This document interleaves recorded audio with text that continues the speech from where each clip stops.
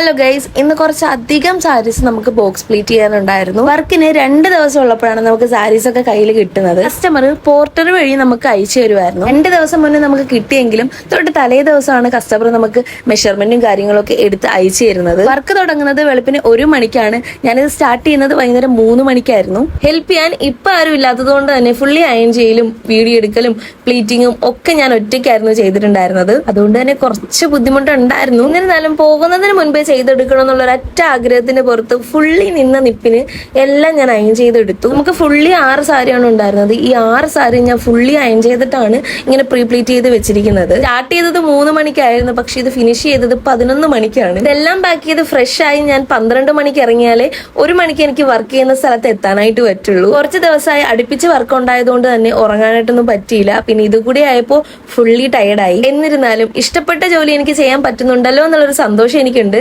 അപ്പോൾ ഇത്രയുള്ള വീഡിയോ ഇഷ്ടമായിട്ടുണ്ടെങ്കിൽ ലൈക്ക് ചെയ്യുക, ഷെയർ ചെയ്യുക, പിന്നെ മറക്കാതെ സബ്സ്ക്രൈബ് കൂടി ചെയ്തേക്കാം. മറ്റൊരു വീഡിയോ ആയിട്ട് വീണ്ടും കാണാം. ബൈ.